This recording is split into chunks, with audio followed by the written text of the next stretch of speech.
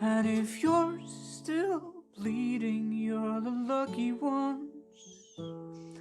'Cause most of us, our feelings, they are dead and they are gone. We're setting fire to our inside for fun, collecting names of the lovers that went wrong, the lovers that went wrong. And you caused it. You caused it. You caused it.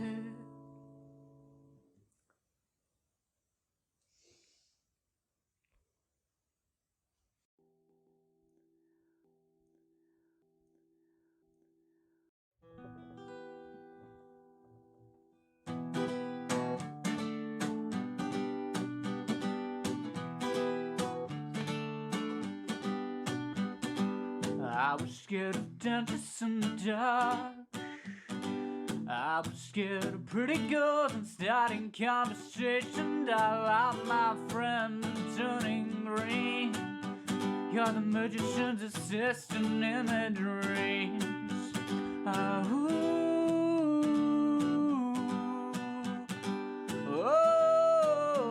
When they come unstuck, lady running down to the riptide, taking away to the dark side. I wanna be your left arm. I love you when you're singing that song, and I get a lump in my throat 'cause you're gonna sing the words wrong. There's this movie that I think you'll like. This guy decides to quit his job and it's for New York City. This cowboy is running from himself, and she's been living on the higher shelf.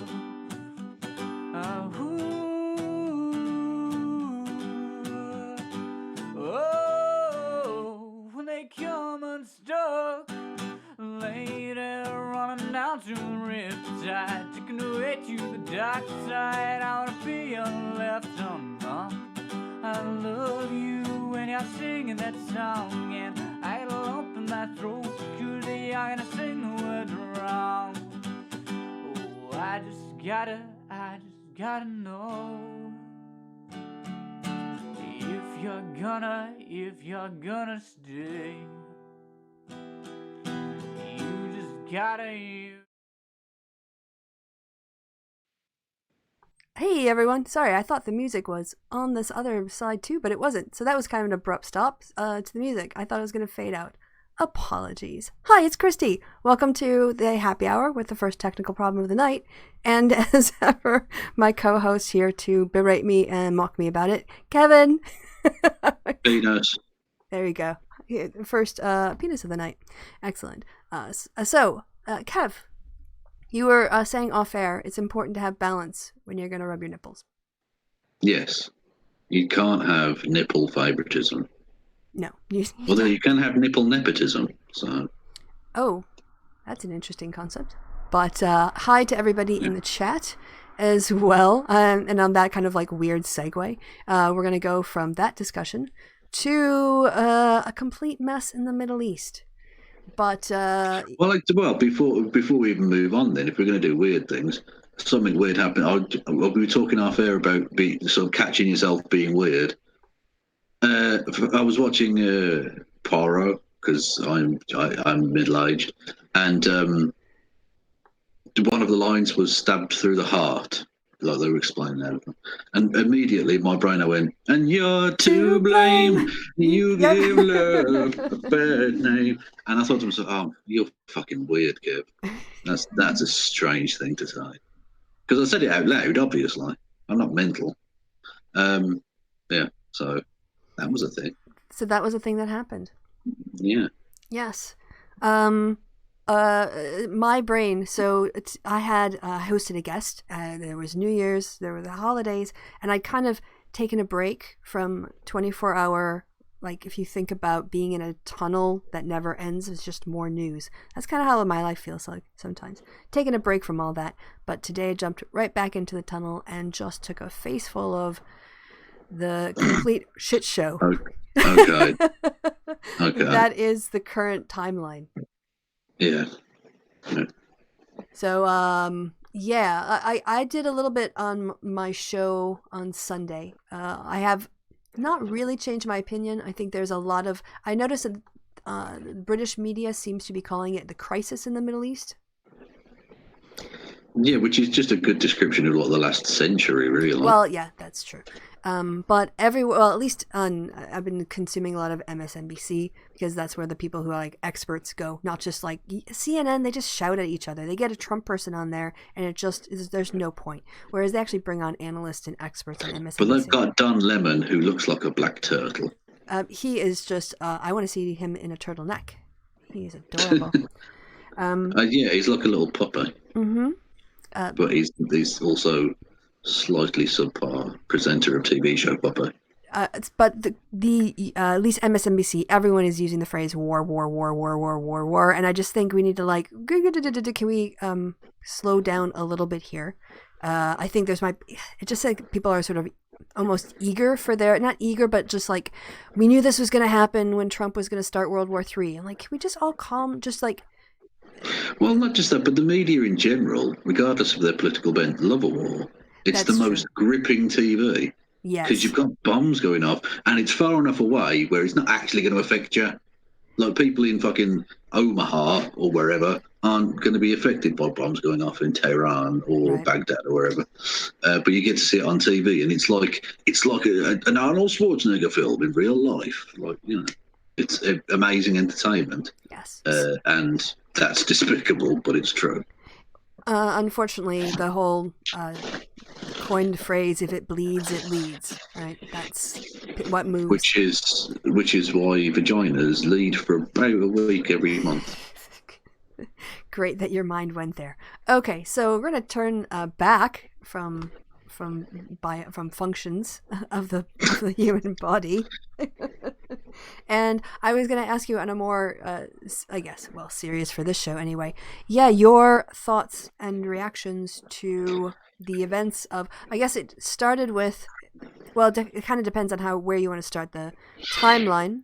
I will say, though, that from reporting I've seen today, that Trump initially, before the embassy was stormed, Trump had chosen, in response to, I think it was whatever it was I think it was the contractor, that he was going to go after militia groups, and he made that decision. But then over the weekend or in the next couple of days, there was a storming of the embassy, and he was just watching all of these images on television, and he called the people back, and he changed his mind and said, no, just go after him. So it seemed like, and people who were on the ground weren't informed. Congress was not sort of summoned and informed on this in any way. Apparently, I think he might have talked, Pompeo might have talked to the Russians. But yeah, it seemed like it was a completely spur of the moment, again, with Trump, sort of decision, with no plan for what would happen in terms of dealing with Iran's inevitable response, nor with how are the Iraqis going to feel if we carry out an assassination in their state when they have invited us there to kick out ISIS. None of that seems to have been considered. Yeah, there's a lot of play. Firstly, just to hit them off at the pass, the inevitable idiots. No one here is defending Soleimani. Oh, the man God, was no. a gobshite. No. It's about this is how you process the tactics and thoughtfulness and but policy. Whenever you criticise the tactic, everyone, the people on the right would be like, "Oh, so you love Iranians killing Americans?" No, I don't. So yeah, you can stick that particular little straw man right up your anus. Yes, there's a lot of play. Ultimately, it's the same thing with Trump that it is with, say, the withdrawal from Syria, even though it wasn't really a withdrawal. Yeah. Exactly, stabbing the Kurds in the back. and all manner of different fucking pieces of nonsense. Like when he was going to strike Iran before and then had to be talked down from the ledge, basically. There's no strategy with Trump, ever. And I don't just mean strategy for what the response to the response will be. There's no strategy in general. It's just reacting to stuff, which leads to the most awful foreign policy outcomes, because you never know from one second to the next. You're talking about incredibly delicate situations here where, we'll just kill this guy. And there's no plan to that. Like, what goal did he have in mind? Like, literally, what was the point of it? Because in theory, you can kill anyone, right? America's powerful enough where they could kill probably the Ayatollah if they really wanted to. But you've got to think about what that does. And he never, ever does. Yeah. He's never focusing on what's the overall goal? What do we actually want to achieve? Because it's literally just what suits Donald Trump in that moment. Not even what suits America in that moment. Literally what suits him. So he just kills this dude who's a gobshite. But considering we're in a region where we really can't afford to allow the perfect to be the enemy of the good, you've got to notice that this guy was fighting ISIS. Killed a lot of Americans, not going to defend the dude. But like I say, if he's killing members of ISIS, if he's fighting ISIS, maybe that's the best we can hope for. Maybe the dude whoever fills the vacuum in that place, in the same way that when you allow the Russians to slaughter Kurds, or in fact the Turks to slaughter Kurds, who fills the vacuum there? It's ISIS. So maybe let's not do that. Sometimes it's not a matter of the enemy being a friend, but the enemy of the enemy being less shit than the enemy. So maybe an ally. Maybe pick your poison. Yeah. Basically. And also, obviously Trump's doing this to deflect and to draw attention away and to just react because he saw a thing he didn't like, which again leads to incredibly weak outcomes in terms of foreign policy. But the thing that annoys me most, and this is going to seem very callous, and I don't wish it to be, but all of this is being done, at least in theory, on the death of one contractor who is a mercenary, who is, there's a reason they call it danger money. He was drawn to that place because he was offered a lot more money to do a job that would have paid him a lot less in America. He's a mercenary. He's there for the money. Now, when you're getting paid danger money, it's because you're putting yourself in danger. So if something happens to you, and I don't wish death upon him or anyone else, but if something does happen to you, you can't say you didn't know. No one forced you to be there. I think it was when someone like that gets killed in that situation, to start what is potentially, I don't think it will escalate that far, but could potentially be World War III over a fucking mercenary. What? There are avoidable wars, and then there's just farcical situations like this. This is ridiculous. This is no reason to be going to war. And I don't, again, when you're talking about Trump and his impulsiveness, this is why I am sort of hesitant to think. It depends on what is meant by war. And that's it can be a pretty loose term, or it can be a very precise term under the U.S. Constitution. Because only, as people will know, only Congress has the ability to declare war. And technically, we obviously had, the Iraq invasion and war. Since then, they've not declared war. But they do have to authorize funding. And even for Bush, he had to get an authorization of the use of force before going into Iraq. But that's strictly speaking for large-scale engagement, isn't it? Whereas with something like this, it would appear, and again, I'm by no means an American legal scholar, and I apologise if I ever gave you that erroneous conclusion. But it seems from listening to people who do know these things, that because this was, at least in theory, was because of intelligence, which is interesting that the Trump people despise the intelligence community, but now they want you all to be like, the intelligence community know everything. Apparently the intelligence community, the very same intelligence community that brought us the Saddam Hussein definitely has nuclear weapons, guys. Honest, trust us. They brought apparently some news that this Soleimani guy had imminent plans to kill Americans. Now, if that is true, I don't believe it for a second, but if it is true, then he wouldn't need authorization because it's in a matter of immediacy. You can't wait for like the next day or the next week for the Congress to debate and vote on it. And it's a small scale engagement in the sense that it's one missile rather than like a boots on the ground situation. But he still has to tell them. You can't just do it and then be like, fuck it, who cares? And you can't announce it on Twitter and say that's okay. No, you have to actually go to Congress and say some shit. Not him personally, but he has to send at the very least he has to send them a fucking detailed report, or send one of his people to a behind closed doors national security thing. They did send a report, and it's entirely classified, which has never happened before. And so members of Congress are working on trying to get it unclassified.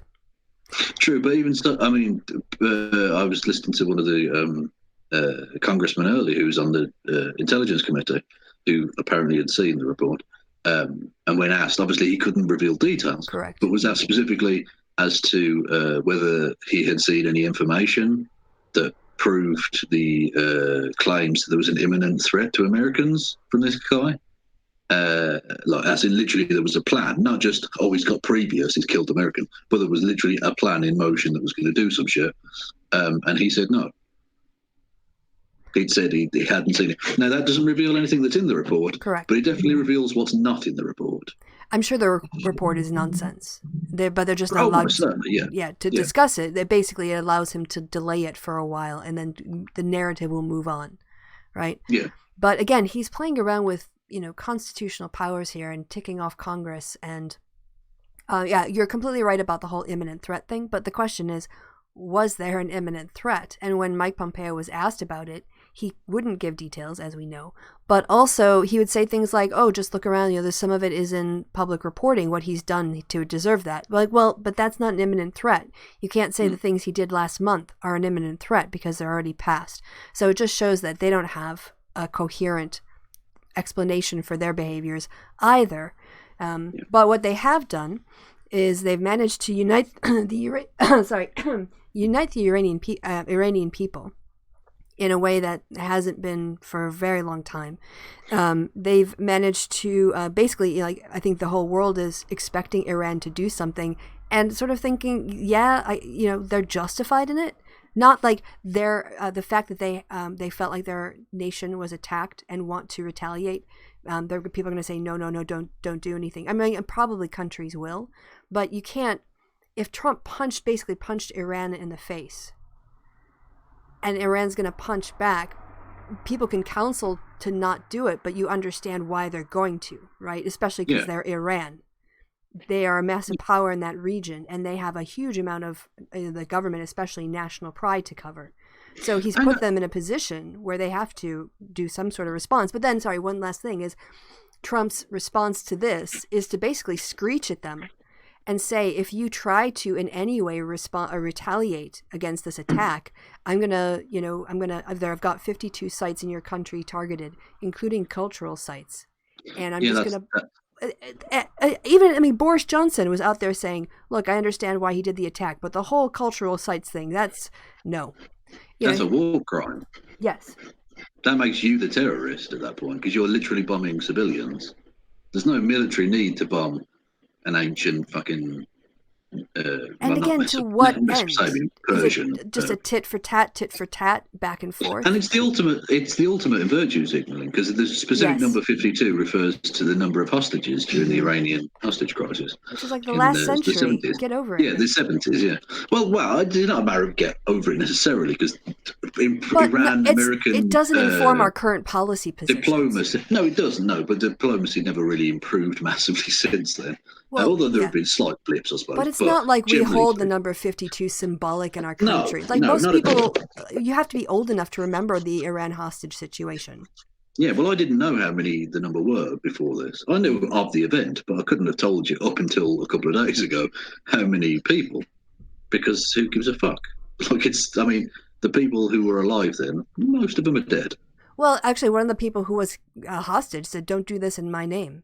Absolutely, don't do this kind of crap in my name." But it's absolute virtue signaling, Yes. isn't it?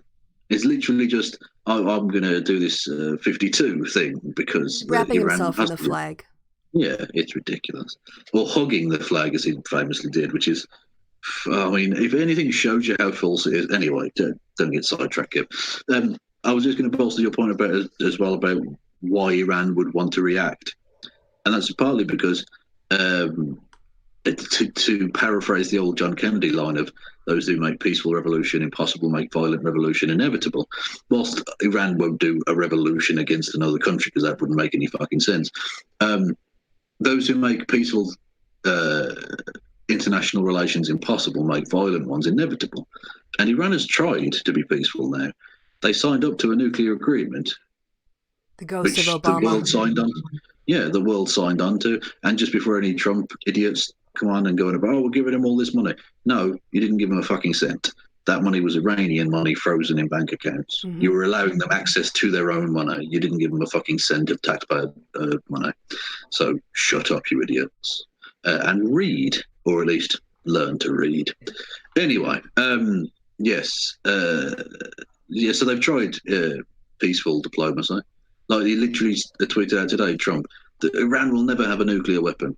You've made that more possible. Yeah. Under that plan. And they were sticking to it. They had the IAEA, BODs, the International Atomic Energy Agency. I mean, they weren't 100% in there good faith, every month. but they were. But they were sticking to the. They were sticking to the plan, right? The independent fucking bodies were in there every month, checking all of those sites, and they were sticking to what they said they would do. Mostly until fucking Orange Man decided, oh well, we can't have it because it's a black man's deal, so we'll need to get rid of that. And now the situation's on fire. Thanks, Donald, you fucking idiot. That's what I mean by no strategy.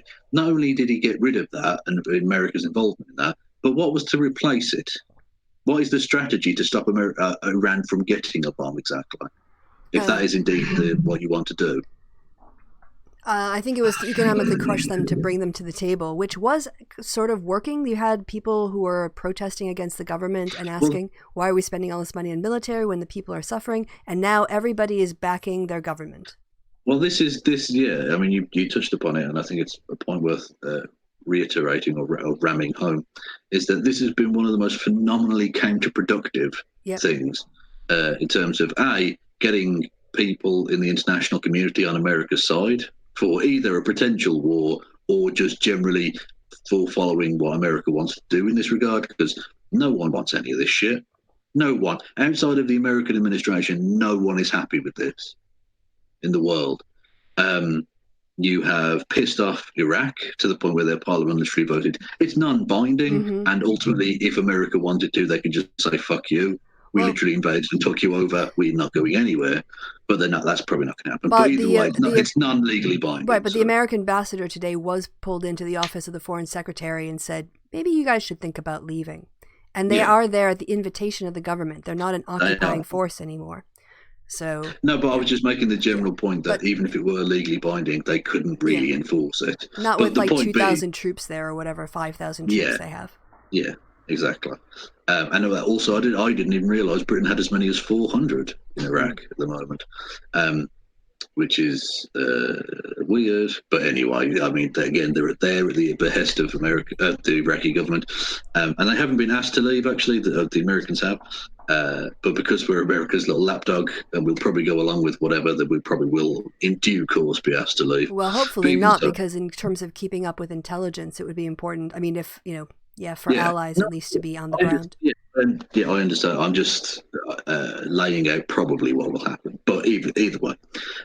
So you pissed off Iraq, who is one of your few friends in the region outside of Israel, who no one in the region really wants to sort of do that much open business with in the first place.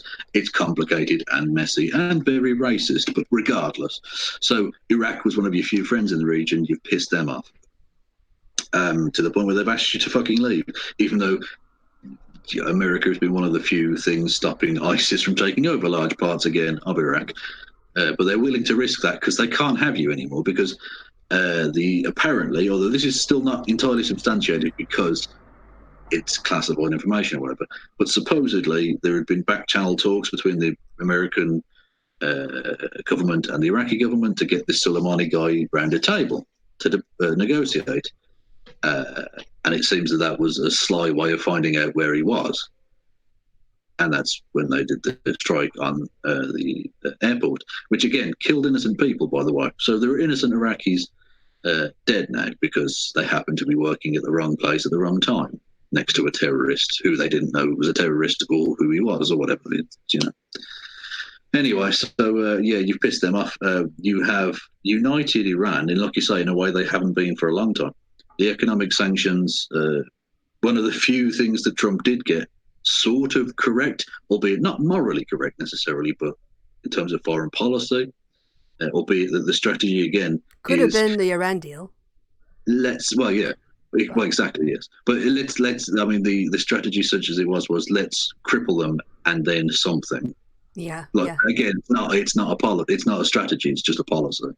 But it did seem to be working to an extent. The and what that would follow that was still up for grabs, I suppose. But they had economically hurt the country, which, by the way, mostly hurt the poor. But not that Trump gives a fuck about that. He's literally just stopped fucking food stamps for hundreds of thousands of Americans.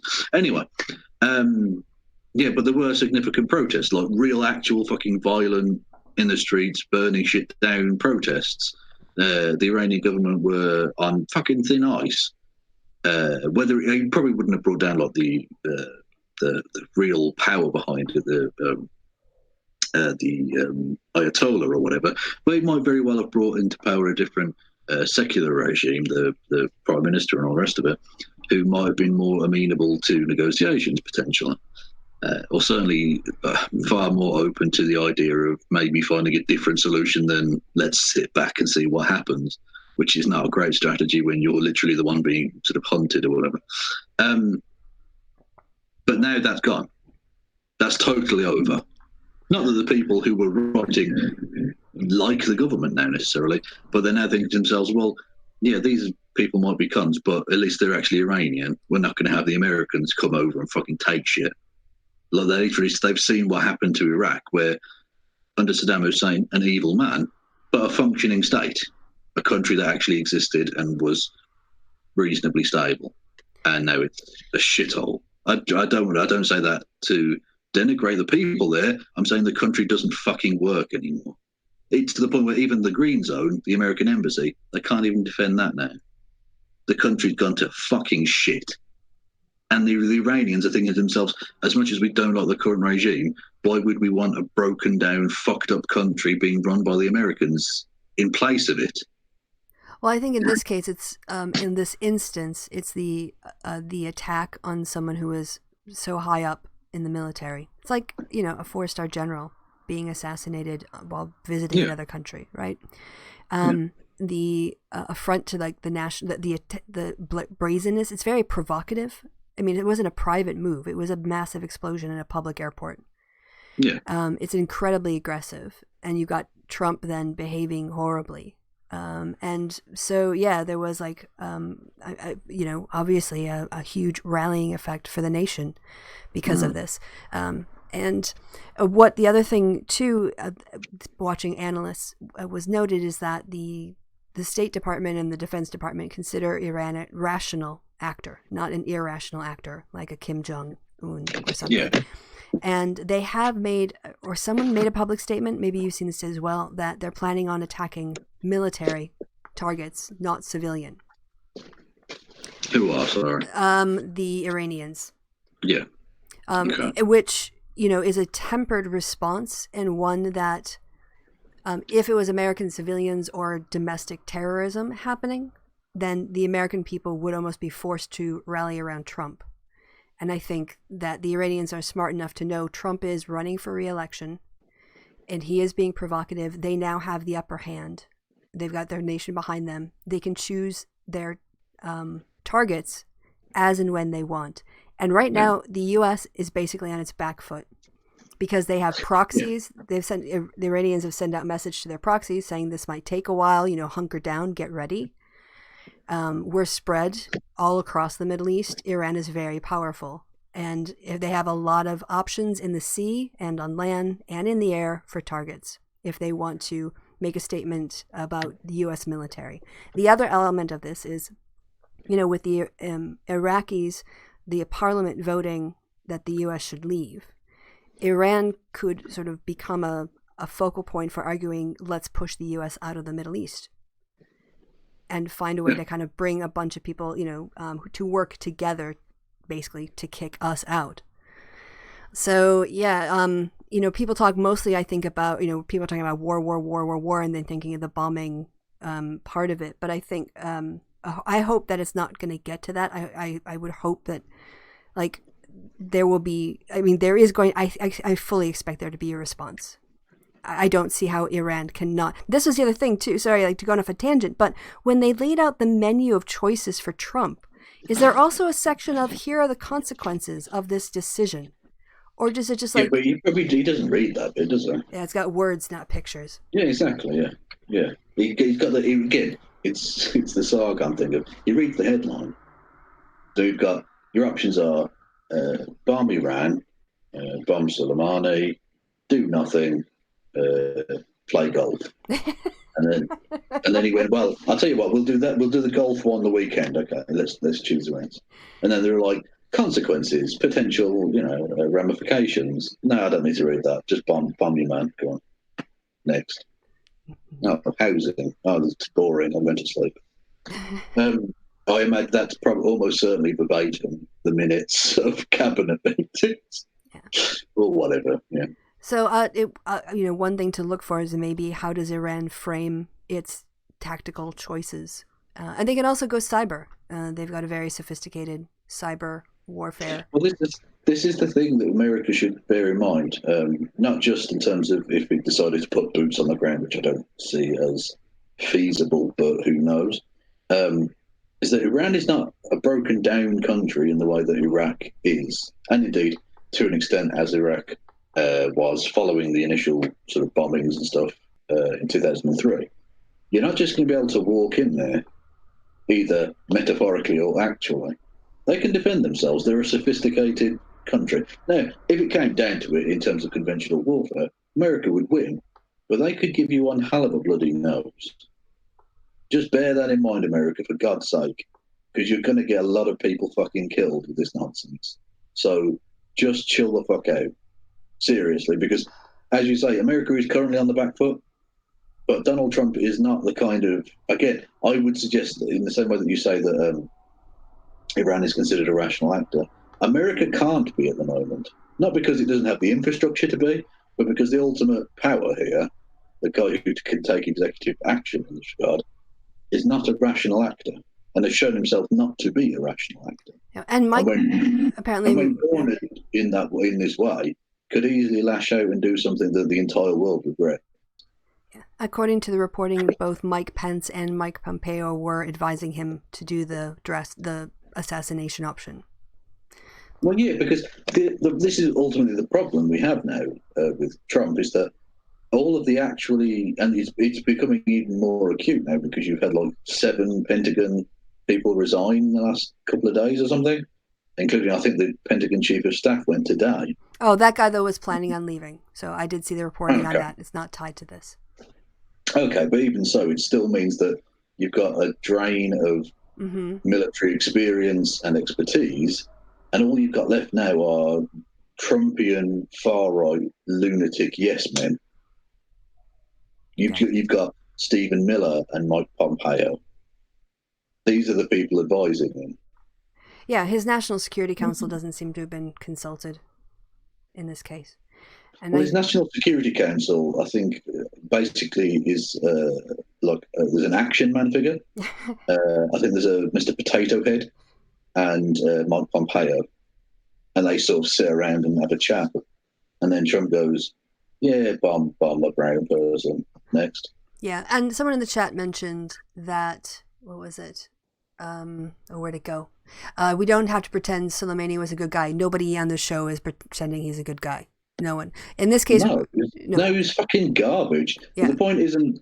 There's a difference between saying someone's a piece of shit and is killing this person the best thing we can do. Because if killing people who are pieces of shit were anything to go by, then we'd kill Donald Trump. And again, Kevin's views are not the views of the happy No, hour. I'm just saying. No, I'm saying.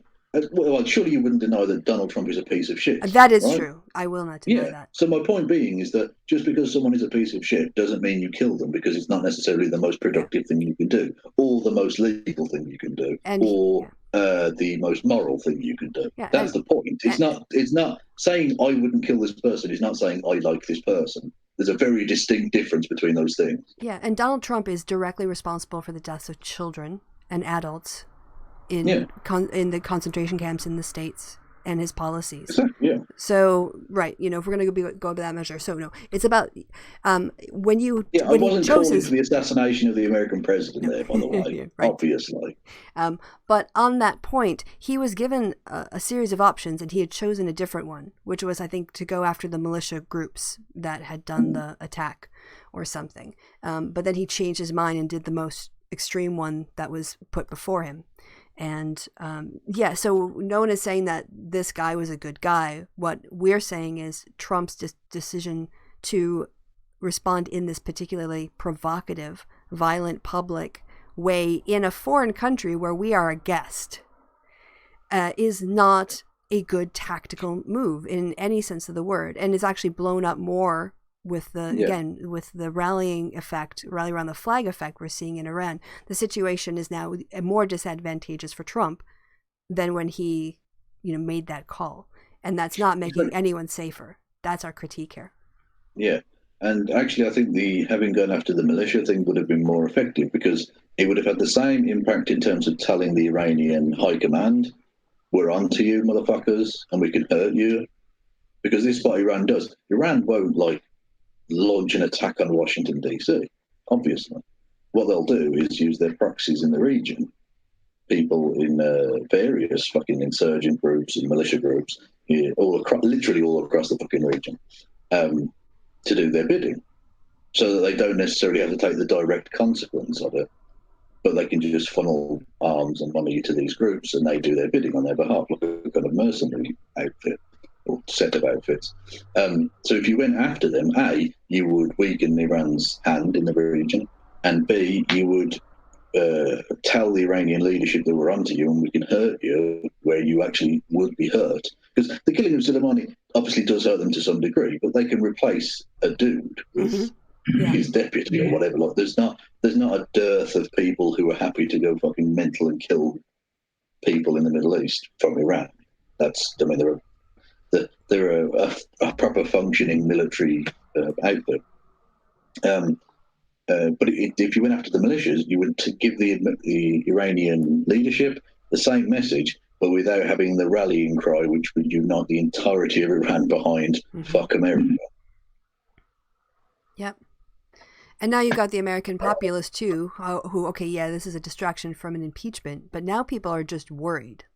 People don't feel safer after this in America. And especially in America, it's all about, is there going to be domestic terrorism? Is there going to be an attack on U.S. soil? When that doesn't really seem to make sense. Well, I have to say I'm somewhat heartened by the American response to this, because I think a lot of Americans are wary, and rightly so, given what happened with Iraq and the lies and all the rest of it, to believe the kind of drumbeat of war. They don't want it. They know American soldiers are going to die. It's going to cost a fortune, and probably won't actually affect things positively. So they're worried about that. You've even got people in the right-wing fucking chatosphere, even wankers like Tucker Carlson, coming out and being at best frosty toward this, which I think will definitely give Trump a kind of, maybe I've misjudged the situation kind of vibe.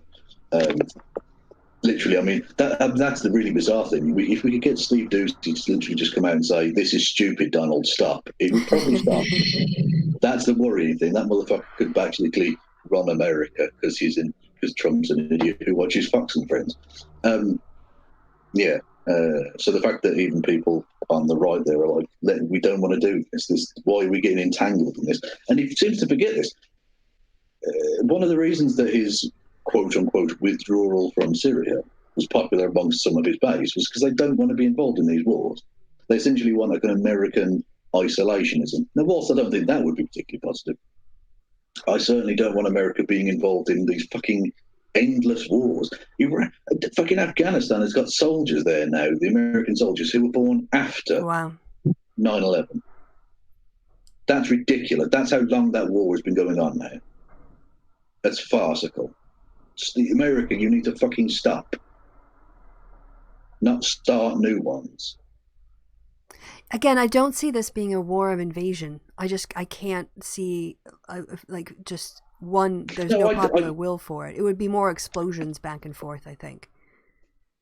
Yeah, I know, absolutely. But the point being is that even if it's not an on-the-ground war, you could definitely see like bombing raids and tit-for-tat responses and all this sort of thing, Mm-hmm. Which, whilst less destructive in a number of different ways, is still fucked up. And when you've got the American president, literally, the 52 cultural sites, that's a war crime. You're literally saying, I'm going to do a war crime. And apparently that doesn't break Twitter's terms of service. Whereas me telling a Nazi to go fuck himself, that does. Terrible stuff. Anyway, I'm not, I just don't even get me fucking started. A good guy called Bad Empanada got done because he was quoting racist stuff. He was in Spanish, so I don't even know what the words were. But I know he was quoting racist things that have been said to him. And Twitter banned him for that. Anyway. Yeah, they have a special exemption for politicians, apparently. You can say pretty much anything and Twitter won't do a thing about it. You can say, with the power to be able to enact this as well, that you're going to do a war crime. Which, by the way, if you're specifically targeting terrorists in that way, Donald, that makes you the terrorist. If you civilians, sorry, that makes you the terrorist. I know we complain about Twitter a lot, but can I actually give them credit for doing something right? No, you can't. Not on this show. Apparently, the Twitter now, if you use the name of the whistleblower in a tweet, they make your tweet pretty much invisible or unfindable. And so that's how they've sort of dealt with the whole whistleblower situation, which I think is good. So you shouldn't tweet out the name of Kristi Winters. Oh shit! Yes, I let it out the bag. Oh no. The downside is if it's in a news article headline and somebody puts the link, it shows up in there, and that can't be invisible. So you're seeing a lot more people sharing it via far right media. But to be fair, Twitter in that case, they did the right thing, and I'm happy they did that. And I would advise other social media platforms to do the same. True, but that's very much the needle in the haystack, isn't it? Huh? Well, I think it's important for the whistleblower. No, it's important. But if they do one good thing and 100 shit things, well, it's still one shit. Good thing. Okay, but I'll criticize them when they deserve it, and I think it's also if the facilities with the children in cages has like a nice rose garden. That's not what I say. That doesn't cut it for me. If I'm honest, no, I'm only being facetious. Okay. It's fine. But we were saying about this isn't even the Iranian government doing it. This is, I think, just it's raining government. Yes, it's raining. Yeah. Hallelujah! No, I'm joking. This was just a group of hackers who managed to get into a U.S. government website and defaced it with a pro-Iran message and an image of Trump getting punched in the face. So, is that what that is? Because the screen's slightly further away. It looked like the left side of his face was on fire. I can't make it. No, just the text get bigger. No, I can see it now. It's an arm. I just thought it was like on the wall behind him, and the kind of coloured bit looked like flame. So it was like his face is on fire. Okay. Wow, the author decided to go with a pretty startling opening line. Blood runs in rivulets down President Trump's chin as a fist punches his left cheek. Rivulets? What a word. 2 golden missiles, each emblazoned with the Iranian flag, shoot across the bottom line of the illustration. I got a golden missile right here. This is a message from Islamic Republic of Iran, reads the text in English. The image of a bloodied Trump, accompanied by pro-Iranian statements, popped up in an unusual place over the weekend, the homepage of a U.S. government website. On Saturday, the website for a program that provides free public access to federal government information, was reportedly hacked by a group claiming allegiance to Iran. The page for the Federal Depository Library Program, of all places, oh, that's a grim reference. Fucking hell. Okay. was replaced with a graphic titled Iranian Hackers that included photos of Iran's supreme leader. No, but clearly Iran's a patsy here. Iran couldn't have done this. And the Clearly, country's flag. There was a hacker behind the grassy knoll. The actors behind the apparent attack, which led to the website getting taken offline for about 24 hours, identified themselves as Iran Cybersecurity Group hackers and warned that their work was only a small part of Iran's cyber ability. Sounds like Iranian trolls. You couldn't hack it from that angle. Look at the fucking Zapruder film. You couldn't hack it from that angle, okay? Yeah. There had to have been at least 2 other hackers from different angles.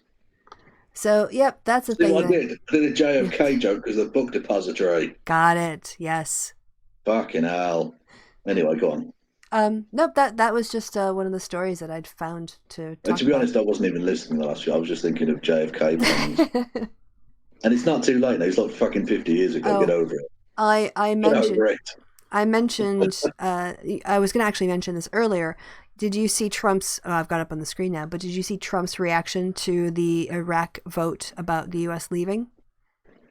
Was he entirely balanced and said, "I will consider this over the course of the next few days and consult with my top diplomats and come to a solution. Maybe have a roundtable discussion with some Iraqi diplomats and decide on a way forward that can be constructive for both parties." I think you know that's not what I'm gonna say. Okay.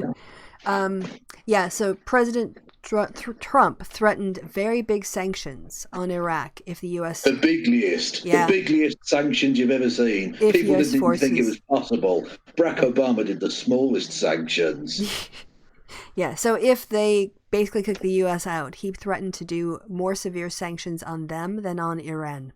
And my sanctions only look so small because my hands are massive. Honest. Because that's the way you win hearts and minds. You try to bully entire countries from the White House.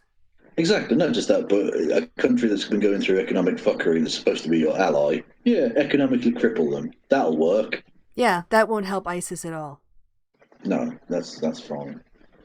Fucking hell. And not just that, but they don't think of any of these things. If Iraq falls to ISIS/Iran or whatever, which I know they're enemies, I'm not saying they're going to join forces and become the super team. I'm saying one or both of them could get effective control of the country. And you start attacking Iran. You know how bad the oil price is going to get? Mm-hmm. Because it's something like 2/3 of the world's oil supply goes through the Straits of Hormuz, which have become rather famous because of recent incidents and things. Iran could shut that down. And you think you've seen high oil prices now. And I know that's not the reason that you shouldn't bomb people, it's because you don't want people to be killed. But it's another thing, like even from American self-interest point of view, this doesn't make sense. Yeah, oil was higher today, as was gold, apparently. As indeed were defense stocks. Yay. America wins. Fucking hell. On that though, again, if again, we'll have to see, but working from the assumption that Iran does, they will retaliate. Let's just assume that they're going to do that. If they go after military targets, I do think that helps mitigate blowback. Obviously there will still be a massive rally around the flag kind of thing, but I think other countries will be less likely. They'll still condemn it, but they, it will look proportional considering it was a general that was assassinated by the United States. I know what you mean, but when you say there'll be a story, won't there, of 21-year-old Jeb fucking Dershowitz, whatever, from Alabama. Well, yeah, of course. Who was a private in the American Armed Services, and he was a true American patriot killed by the Iranians. Fucking hell. Those stories will crop up if you attack the military. So, yeah, I mean, whatever Iran does, there's going to be like a PR win thing, which is why, again, I think they do proxy stuff. Yeah, probably more. So they can't be directly, like, everyone knows it's them, but you can't, like, say, oh, it was directly, look, this was an Iranian bomb, because it's like Syrian proxy group or an Iraqi proxy group or whatever, which is, by the way, Donald Trump, what they like to call actually clever foreign policy. Not necessarily moral, but smart. Yeah, again, he's basically made a move and opened himself up now to, what people know is going to be a response. It's just waiting for it. Well, exactly, yeah. He slapped his dick on the table and now anyone can just hatchet it off. Like he's left himself totally exposed. Yeah, and the U.S. has to be prepared. The U.S. has to be prepared in so many places, right? Yeah. So. Yeah, well, because you've got bases fucking everywhere. Exactly. Yeah, which again is something you really need to reconsider. Just saying. But don't look at me. That's a more, no, not you specifically, but you are an American citizen and taxpayer, whatever. But that's a slightly more long term / medium term thing. America's so exposed in this regard because it can't necessarily. It spends a lot of money, but not on things that actually like protect its soldiers or its people, really. Like the Space Force. What a waste of fucking money. Don't even get me started. Okay. It's ridiculous, yeah. I mean, unless Darth Vader's started making some fucking dodgy moves towards Earth, I don't quite know what you're doing. Yeah, I thought this was an interesting tweet earlier in the day from Malcolm Nance, who sent this out. To my targeteers, attacking cultural sites is a war crime. The Uniform Code of Military Justice obliges service members to disobey criminal or unlawful orders. Do not do it. Report all requests to your agency IG, Independent Investigator General. Yeah, because just saying I was following orders has not been a legally acceptable defence for about 80 years. You can look up why that is if you wish. Yep. So again, Trump just going off the rails with his mouth. And that's the thing. That makes, again, it's worth stressing, that makes him the terrorist. Mm-hmm. If you're literally threatening an entire country. Yeah, threatening strictly civilian, non-military, not even manufacturing, literally just civilian, entirely peaceful sites, you're a terrorist and a war criminal. Stop. All right. Can we stop for a bit and take a little detour? We might come back to this, but we've been going on this topic for like an hour, which it warrants, obviously. But can we take a little detour? Because I have this tweet. Elizabeth Warren's. This from Tony Poznowski. I don't know if you guys follow him, but I thought this was pretty funny. So my prediction for the Super Bowl this year is, who the fuck cares? It's not the Patriots. Ha ha ha ha. That's not fun. So you're a Patriots fan, right? I thought sure. No, that was disappointing. Yeah. But Brady will be back next year. We'll be fine. It's time to give other people a chance, you know? Let others have a turn. And the Vikings beat the Saints. Fucking mind-blowing. Sorry, go on. Did you see this? So Dave Rubin. Yeah, I retweeted this, yeah. It's Dave Rubin's got his fucking dad joke down. Yeah, you want to read it out? From do I have to? 3rd of January. I'm a fan of the pun, but this is just rubbish. Iran to get here, I think it's supposed to be Iran, isn't it? But it's American, whatever. But we're between Iraq and a hard place. Israeli a mess, so let's talk Turkey, not just Greece, the conversation. Syria, folks, this Kuwait, but don't Crimea River in a month from now. Whenever I see Dave Rubin thing, it reminds me of that Paul Joseph Watson tweet about the right's getting really good at comedy and the left is scared. Yeah, I'm scared right now.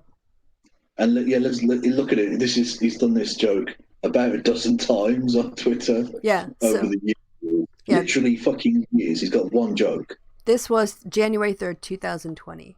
Now here's smattered in between attack helicopter memes is literally this same fucking sentence over and over again. I ran to get here, but we're between Iraq and a hard place. I ran to get here between a rock and a hard place. I ran to get here 2016, 2015, 2013. Fucking hell. He's been doing this joke for fucking 10 bastard years. But it gets better, because after, if you scroll down, the guy goes, I should have scrolled down, I missed a few. Oh, for fuck's... How many... August of 2015, March of 2015, November of 2015, September of 2015, August of 2014, September of 2014. Fucking hell, Dave. July of 2015, January 2014, November of 13. This is ridiculous. It's done this joke about 20 fucking times. What? Oh, for fuck's sake, Dave. That's really, really shit. I wouldn't mind if it was a... Well, actually, I would still mind if it was a good joke, but at least like recycled good material. Yeah. This is wank. This is fucking testicle. So that was entertaining. Yeah, Dave Rubin, comedy legend. He used to be a stand-up, didn't he? Fucking hell. He must have been really shit. Or was he really good when he was like not a fucking far-right piece of garbage, god pill loser? If he was, he wouldn't have become that. Yeah, well, yeah, because he'd have got gigs, doing stand-up instead of... Shilling. Yeah. I think that's... Oh, right. This was this thread by Caroline Orr. She shared... Or what? About Andy No.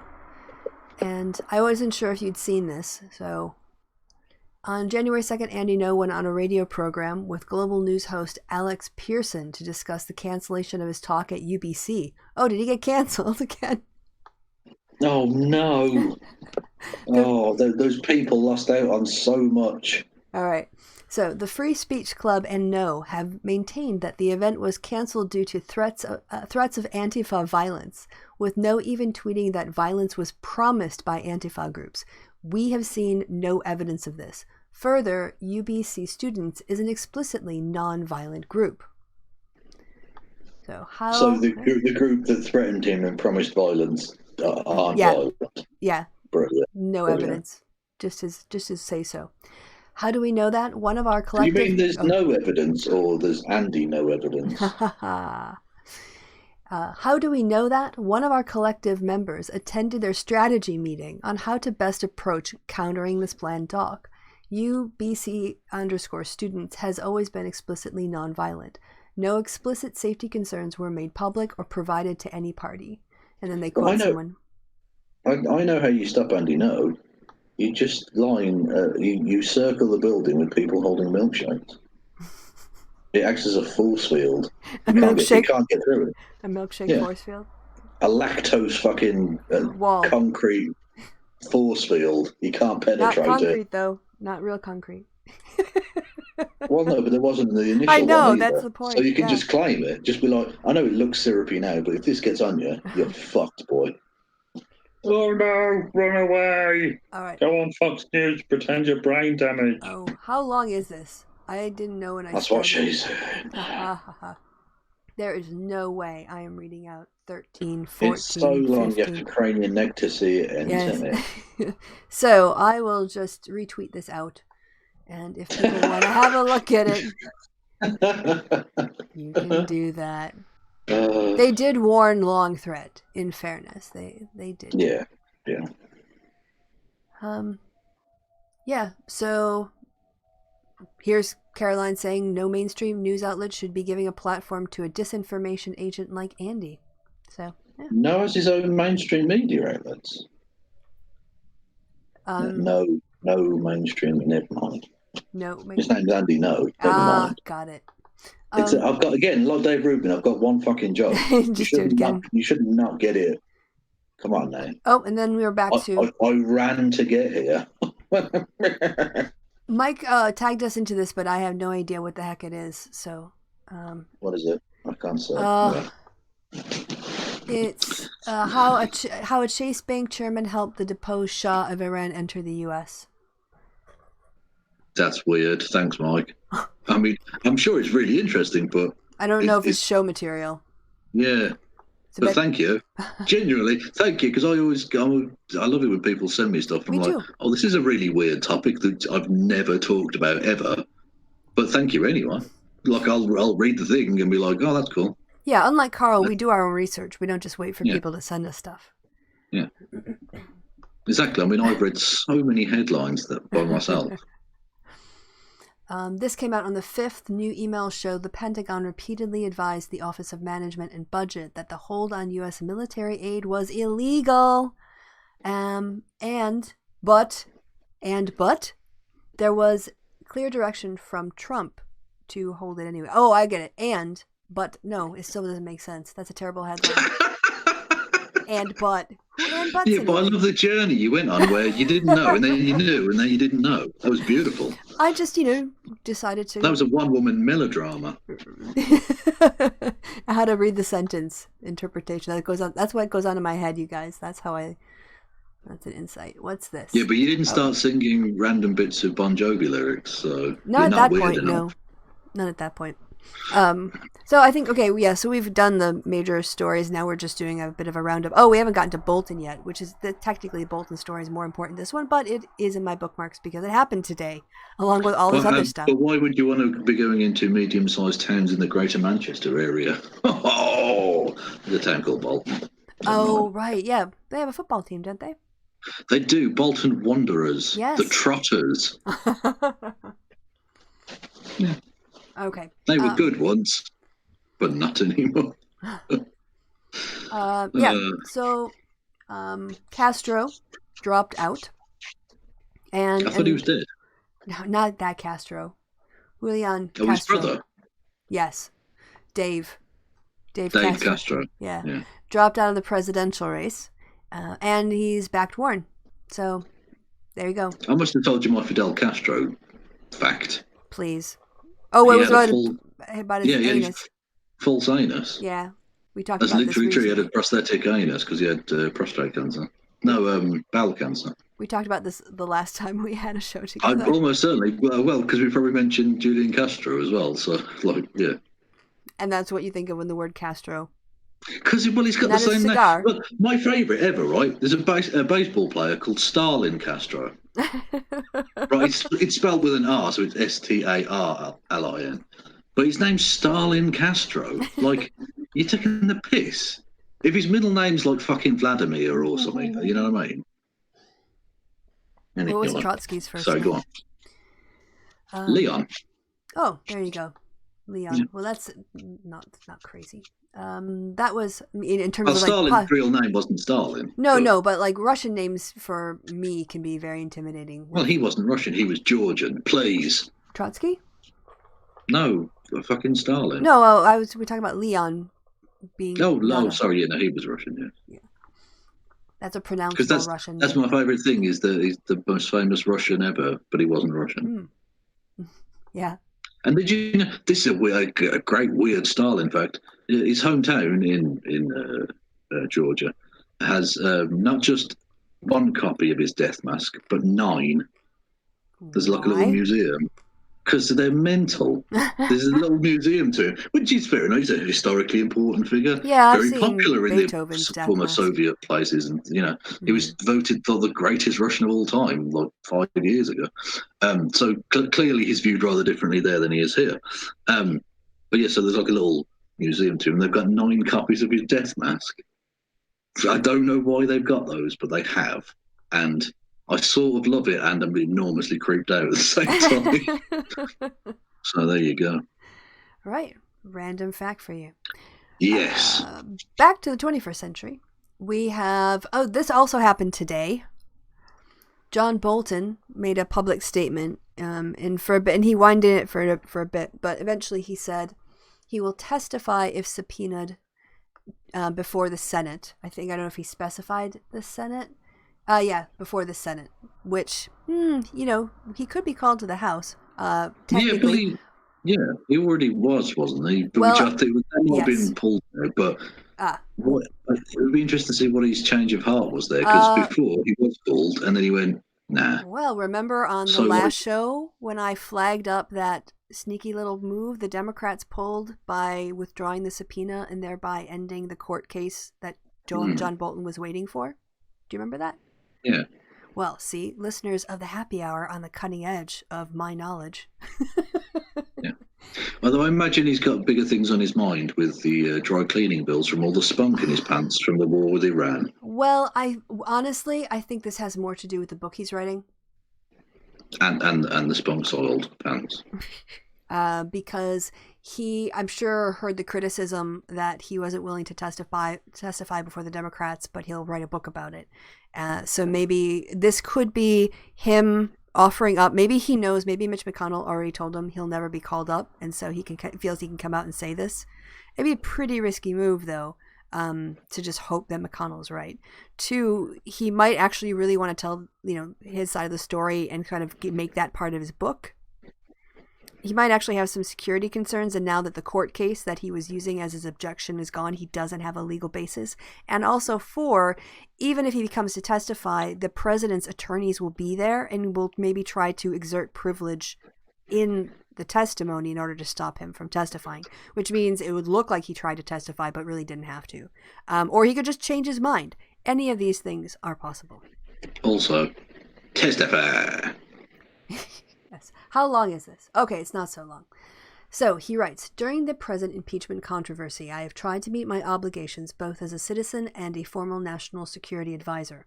My colleague, Dr. Charles Kupperman, faced with a House committee subpoena on the one hand and a presidential directive not to testify on the other, sought final resolution of this constitutional conflict from the federal judiciary. After my counsel informed the House committee that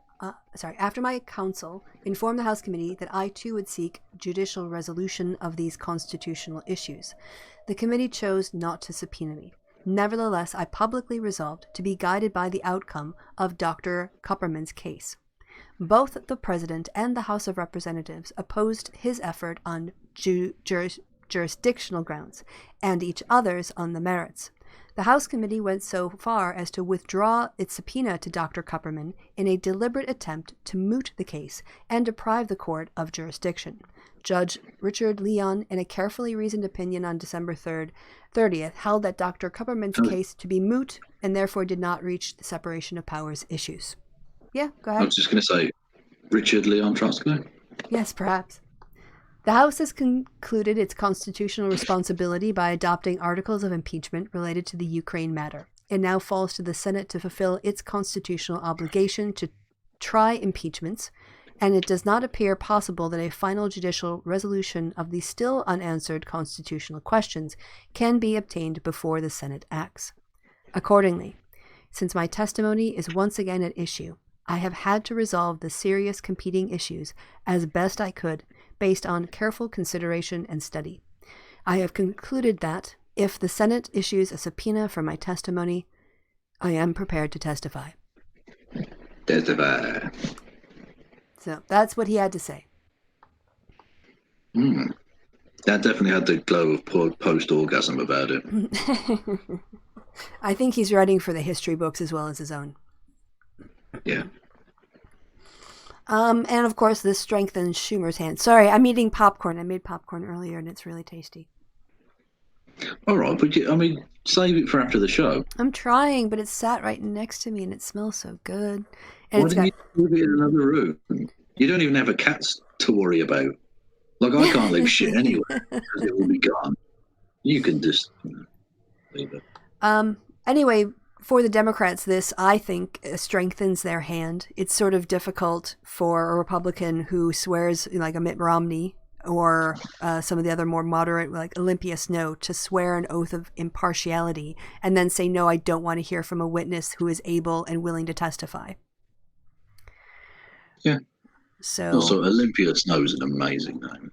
Yes, it is. It is. Again, Nancy Pelosi's just being slightly patient over a 2-week period is really paying off. Because also, which we haven't covered on the happy hour, is that, those emails came forward about the fact that they knew it was illegal. But so that hasn't been entered into the public record yet either. So it's been a very good tactic, even though she's been taking heat from the right. Yeah. I mean, that's a good summation. Oh, yeah, and a little bit in hashtag MeToo news update. Harvey Weinstein he's been charged in LA in conjunction with alleged sexual assaults against 2 women. And isn't he currently being tried as well? Is that 2 new additional? In New York. Yeah. So presumably this is a different case or cases. Yeah. Yeah, so he's also is it just me that takes a nice bit of schadenfreude out of the fact that he looks like he's about to die? Apparently he had back surgery, and that's why he's using a walker. Also for, I'm sure, the sympathy for the jury, I'm sure. Oh yeah, absolutely. They all do that. Oh, I'm just a sick old man. I couldn't possibly have raped all those people, honest. Yeah, he was charged in LA while his criminal trial began in New York. Oh, okay. Wow, Harvey Weinstein is not having a good day. Karma, it's a bitch, huh? I guess. Yeah. Yeah, but on a similar note, what is it about Monty Python actors and being garbage? Because it's the only thing I bookmarked. Should I bother screen sharing at this point? Oh, yeah. That's perfect timing, actually. I can stop screen sharing. Boom. Hang on a minute. It's full 100% Kevin. Share. Full screen Kevin. It's all Kev. HD Kev. Mm-hmm. Oh, it's all Kev all the time. Hang on a minute. Who's Why that is it doing this? Cat? Was there a kitty cat? What? Oh, it was me, my avatar. Kitty! Oh, sorry. Oh, okay. I thought you'd heard something that I hadn't heard. Right, here we go. Terry Gilliam described this obvious content warning. You know what's sort of coming, I think. Terry Gilliam describes Harvey Weinstein's alleged victims as, quote, adults who made choices, unquote. The director also elaborated upon why he thinks MeToo was a, quote, witch hunt. Yeah, I don't think we need to go any further with that shite. Yeah, 79. He's really. But like I say, I did have to wonder with Monty Python people. Like, I can't remember the exact joke I made. It was something like, all we need now is Eric Idle to come out and start talking about the JQ, and we've got fucking top trumps on them. You know, won't be able to ridiculous. Watch anything. Yeah. But yeah, it's just like, just because you're 79 really doesn't mean you can't still grow and learn and see things from other people's perspectives. No, yeah, exactly. Being 79 does not mean you have to be a prick. Mm-hmm. Really, is the basic gist of that. Anyway, yeah.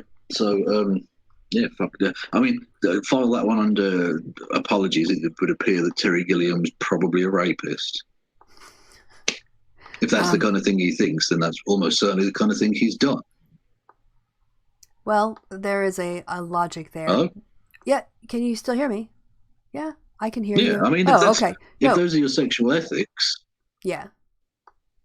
Well, yes. I mean, insofar as, if you would definitely be a part of rape culture or an enabler or someone who would, you tell a victim that it was her fault. And yeah.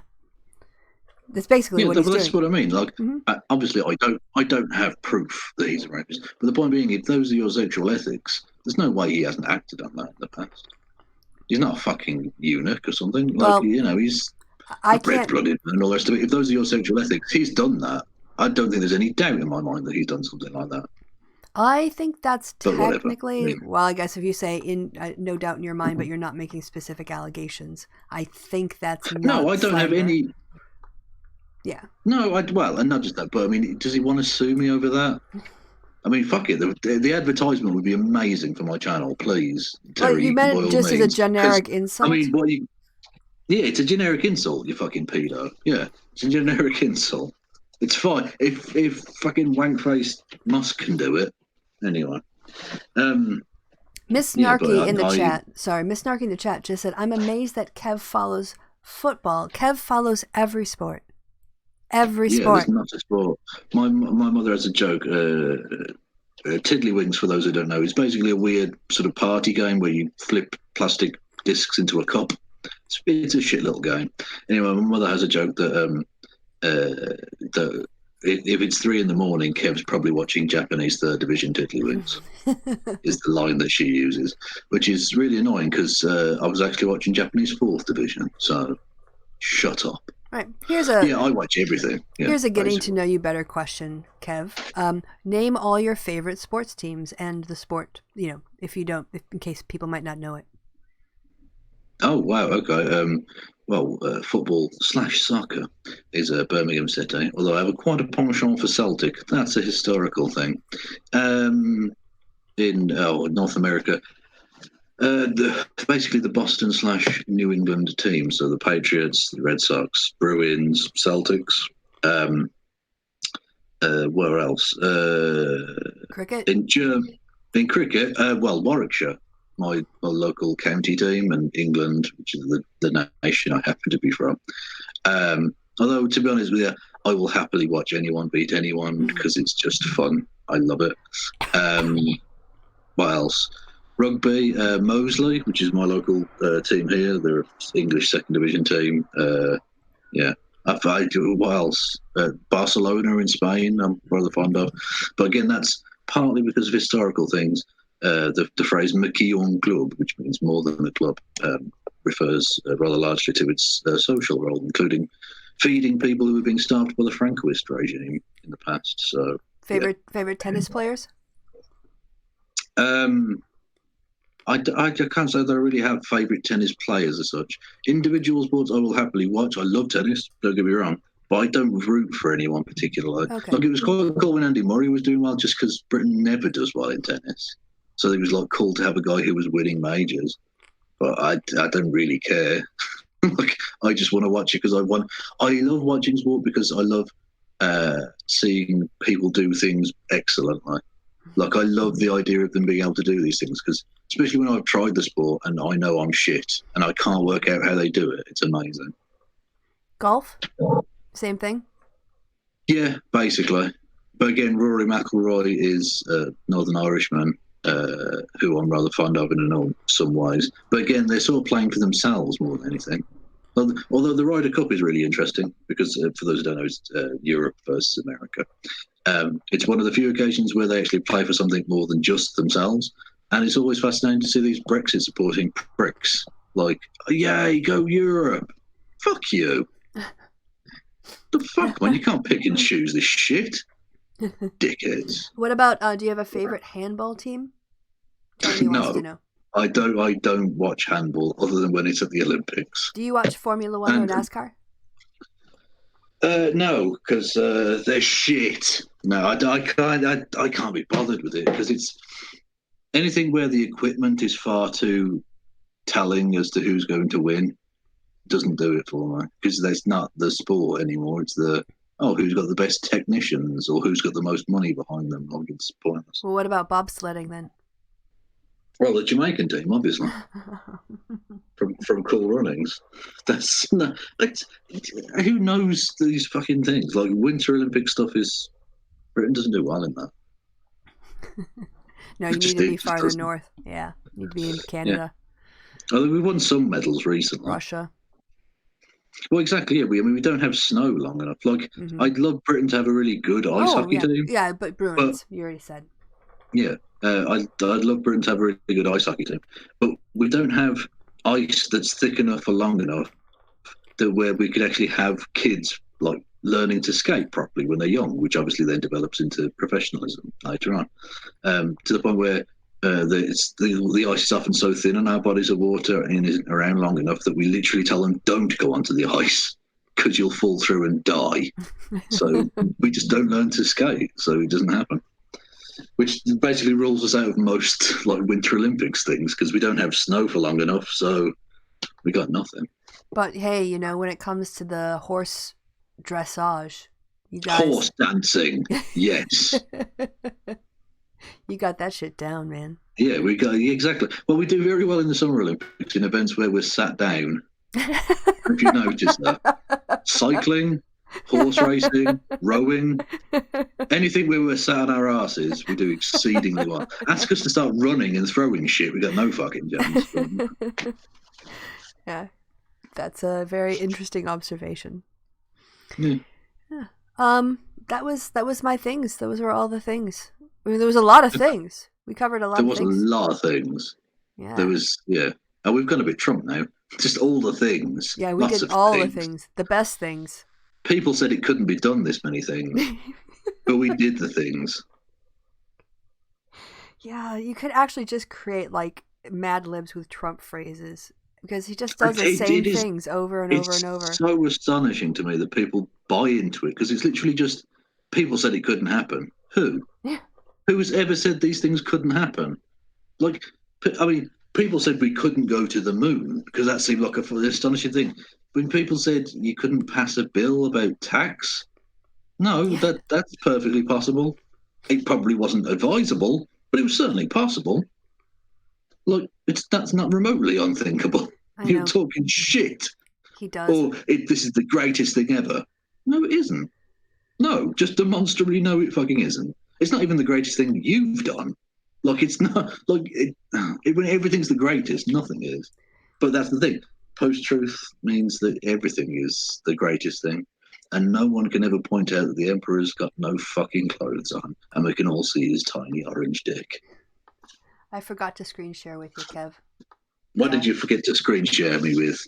The screen. Screen share me with? Never mind. Screen share with you? Yes, that's Probably, what I meant yeah. to say. I can't get it to work now. But did you see the I don't know the poll whether or not it was reputable, but it was asking who Republicans wanted for running after Trump. Did you see that? Oh yes, yeah. Don Trump Jr. came first, wasn't it, or something? Yeah, and Ivanka too, I think. Yeah, Ivanka, but didn't she beat Mike Pence? I'm sure she did. I think she did, yeah. And she certainly beat people like Marco Rubio, which is pretty funny. Yeah, because he's like an actual politician. I know. She's like a fucking handbag designer. That Nothing base wrong is with cultish. that. No, but it's not a. Not dissing it, but it's not like It's not qualification experience, for like doing anything other than designing handbags, obviously. So, yeah, the terror continues basically. And on that happy note. No, I mean, people say that now because Trump's still around. But let's say Trump loses and you get 4 to 8 years of a Democrat of some variety. I think the Republican Party will assess and move on. I think. Or split. I hope. Or split. That would be fine. I don't mind 3-party politics where 2 of them kill themselves, basically. Yeah, if it's a moderately right, it's a capitalist right party, and not even center right, but right, and then a far right, and they're splitting the votes. I'm fine with that. Yeah, exactly. They only need to take like 5% off the Republicans, and it assures a Democratic victory. Mm-hmm. That's fine. I'm down with that. Yep.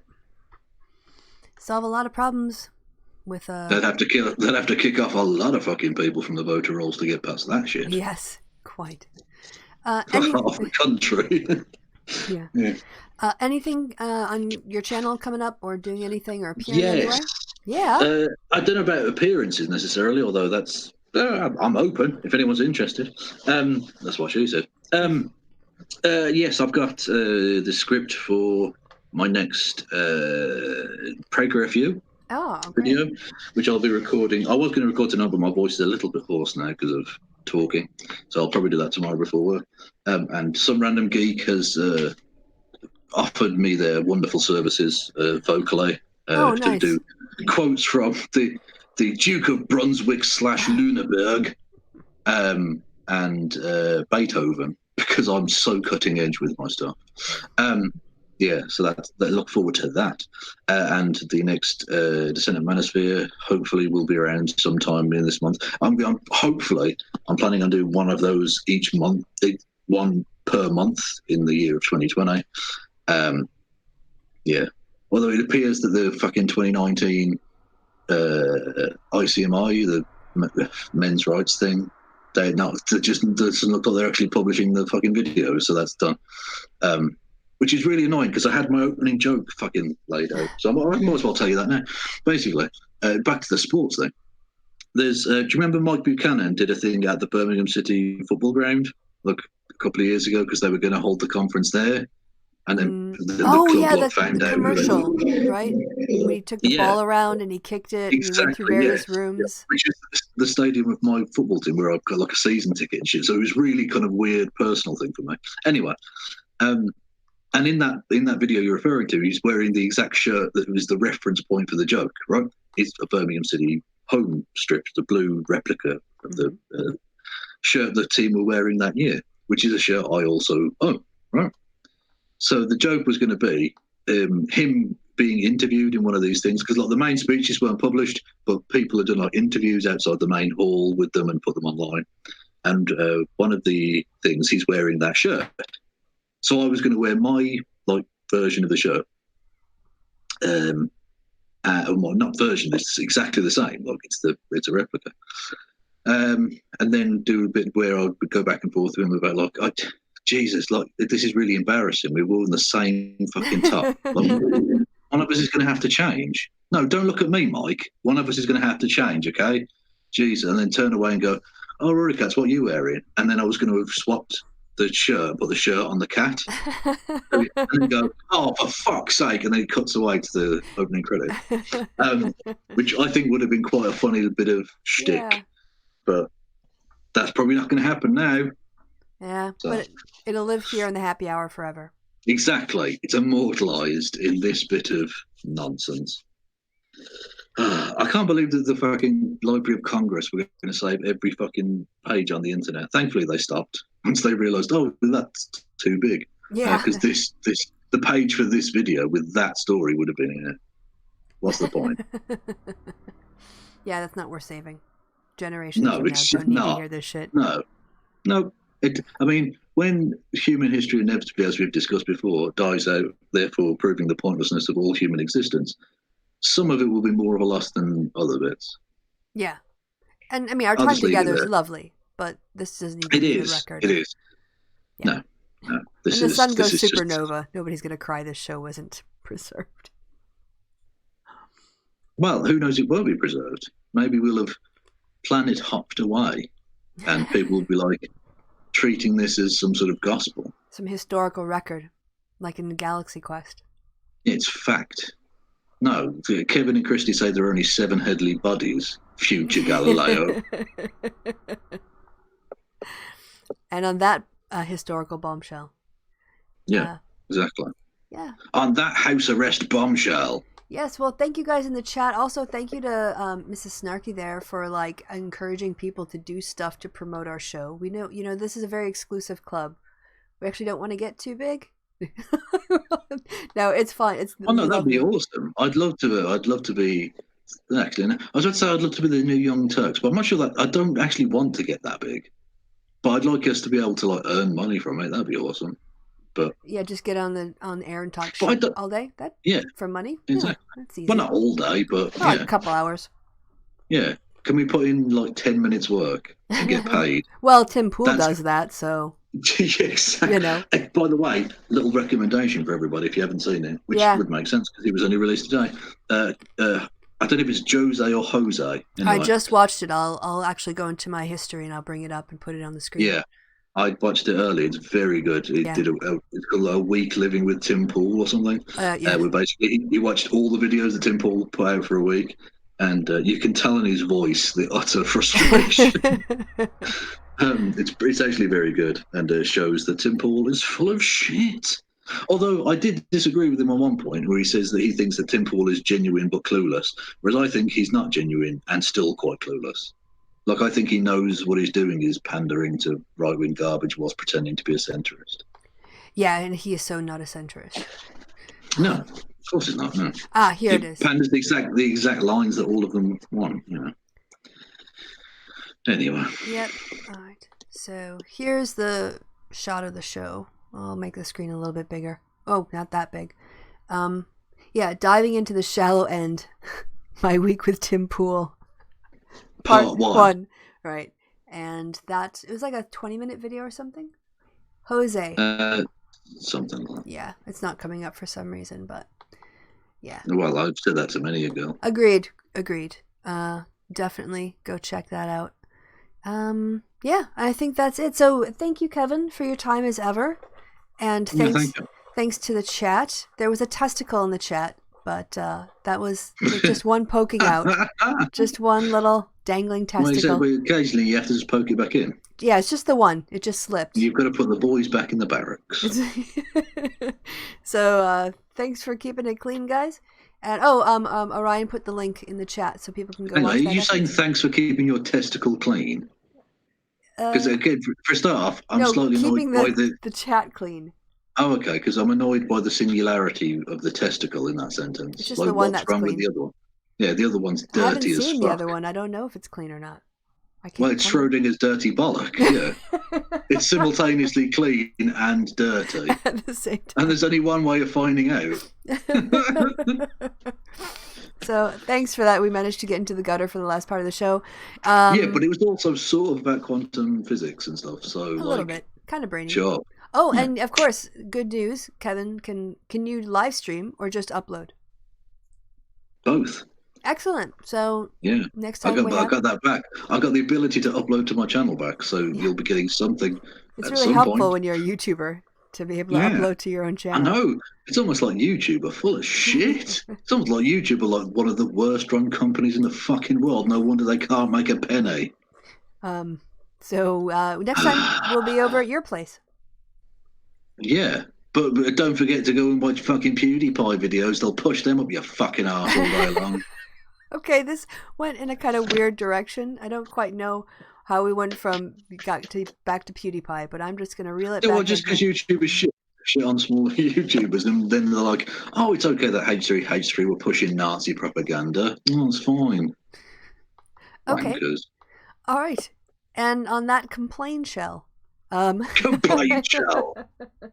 On that bitch shell. Yeah, thanks again to people in the chat. Thanks for those of you who are watching in the future and watching all the way to the end of the show. And thank you to my co-host, as ever, the dapper, the dear, the endearing, the sweary, Kevin Logan. Ladies and gentlemen. So goodbye from me. You want to say anything? No. So goodbye from me. And goodbye from Kev. Say goodbye, Kev. Goodbye. Kev.